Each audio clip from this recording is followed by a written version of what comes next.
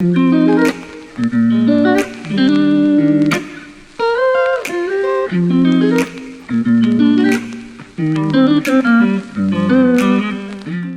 tardes a todos, a todas. Hoy vamos a profundizar en algunos de los comandos que todavía no vimos, algunos que estaban planteados en el ejercicio práctico, y vamos a tratar de como ir dilucidándolos como para entender algunas cositas que me parecen importantes, y después sí vamos a continuar con algunos más específicos de Rhino que me parecen importantes que aprendamos a utilizar. Bueno, voy a pasar a compartir pantalla y así arrancamos. Bueno, acá estamos. Yo, total, estoy manejando dos monitores, entonces cuando me trabe o algo me voy a dar cuenta. Bueno, la clase pasada habíamos visto algunos comandos que tenían que ver con modificación, que eran los que teníamos acá. Habíamos visto, bueno, copiar, mover, rotar, ese tipo de comandos que me parecen importantes.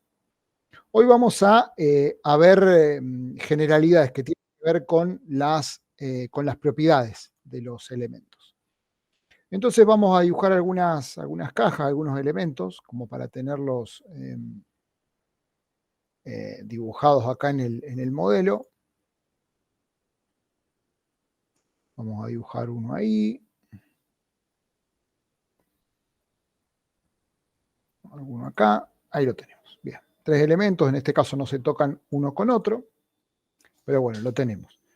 Vamos a ver lo que son las capas, que seguramente si ustedes utilizan AutoCAD o algún programa similar de dibujo vectorial, los deben conocer, no funcionan, muy distinto. Acá, a diferencia de lo que sucede en AutoCAD, tenemos el layer default, que es el layer por defecto, el cual lo podemos modificar, o sea, cambiar el color con el que está seteado y demás. Pero bueno, vamos a intentar manejar otras capas. Para eso vamos a venir acá, New Layer, esto que se ve acá, hacemos clic ahí y ahí nos aparece el nombre de la capa, le vamos a poner 01, le vamos a dar Enter y ahí nos queda nuestra capa creada. Fíjense que tenemos al lado un tilde. Ese tilde nos indica con qué capa estamos trabajando. O sea, cuando nosotros empecemos a dibujar, vamos a dibujar con la capa que esté tildada. De hecho, fíjense que cuando yo la tildo, acá abajo nos aparece de nuevo la capa con la que nosotros vamos a estar trabajando. También como para que no estemos buscando en la barra de capas con qué capas queremos trabajar y demás, directamente aparece ahí abajo. Si nosotros creamos otra capa, New Layer, le ponemos 02, le damos Enter y ahora la seleccionamos, ahí aparece 02 la capa. Nosotros podemos apagar o prender lo que está en la capa, como vemos ahí. Ahora, lo que no podemos hacer en este caso, a diferencia de lo que pasaba en AutoCAD, por ejemplo, es que nosotros no podemos apagar ni frizar, o sea, bloquear la capa con la que estamos trabajando. Algo que en CAD se podía hacer, acá no se puede. Si nosotros la tenemos activada como la capa predeterminada para dibujar, no la podemos ni bloquear ni hacer desaparecer. En este caso, si yo hago desaparecer la capa default, obviamente me desaparecen todos los dibujos que yo tenía hecho. Obviamente no significa que se borren, sino que los estoy apagando. Y si yo los bloqueo, no los puedo ni editar, ni mover. O sea, yo los puedo, ven que yo no los puedo ni siquiera seleccionar a estos elementos porque los tengo en una capa bloqueada. Si yo los desbloqueo, ahí los puedo seleccionar sin ningún problema. Después tengo el color. En este caso aparece un color 000, que es el color negro. Acá en Rhino el color por defecto es el negro, no el blanco como sucede en AutoCAD. Y si yo hago clic en ese botoncito, puedo ingresar a una paleta de colores en donde yo puedo elegir qué color darle a la capa. Acá justo está andando medio lento el layer y ahí tenemos. Tenemos una lista a la que yo puedo acceder con escala de grises muy grande y algunos más específicos. Generalmente la primera parte de la lista son los más comunes que tenemos ahí y después empiezan a partir del red o del pink, en realidad empiezan a aparecer las escalas de rojo, de verde, de azul, de amarillo, magenta, púrpura, etcétera, etcétera, etcétera. Yo le puedo dar algún valor a partir de la selección de un punto en el panel, puedo mover este círculo cromático y elegir cualquier lugar, cualquier punto, y si no lo puedo ir variando a partir de el valor, el tinte, perdón, que es el hue, la saturación, el valor, que sería como la luminosidad, y si no lo puedo controlar a partir de sus componentes de rojo, verde y azul. Yo puedo elegir un color así, o si no, puedo ir a una paleta, por ejemplo, de CYMK, también. Puedo hacerlo a partir de una lista de colores custom, que son simplemente la que tengo acá activado, y así de esta manera ir eligiendo los colores con los que quiero trabajar. Obviamente, como en CAD, lo que estamos haciendo es elegir simplemente el color de la capa. Después, obviamente, nosotros vamos a imprimir como nosotros querramos que aparezca. Pero en este caso puse la capa en default rojo. Vamos a poner la capa 1 en turquesa. Y vamos a poner la capa 2 en verde. Ahí la tenemos. Ok.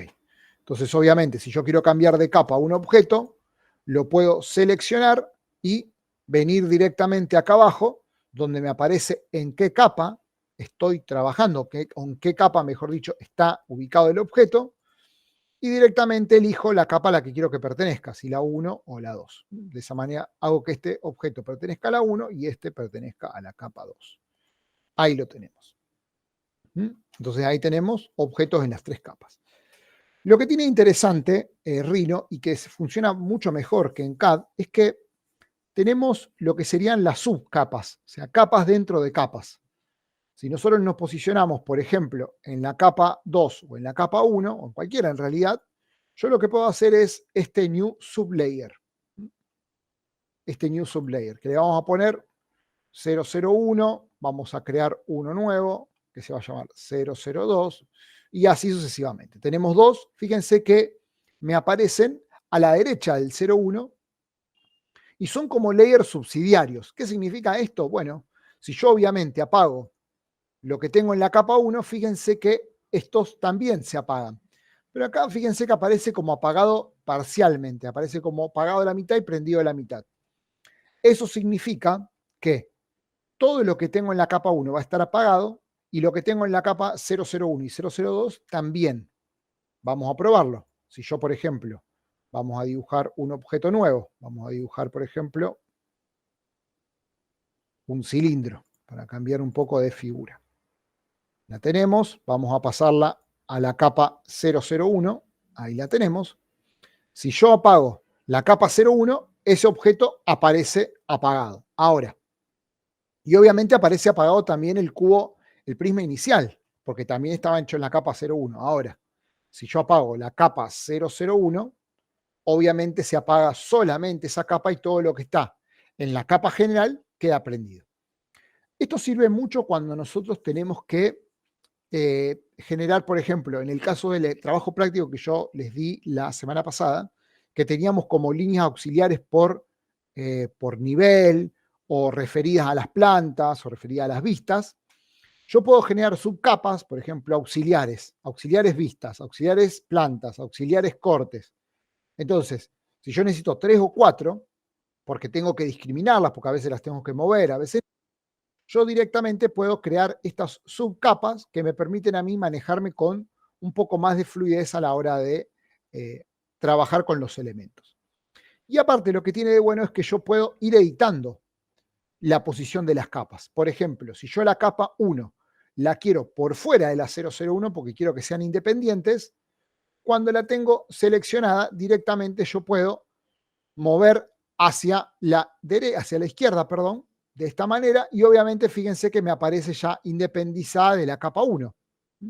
Si yo la quiero volver a tener en la capa 1, directamente tengo que volver a meterla dentro de la capa 1.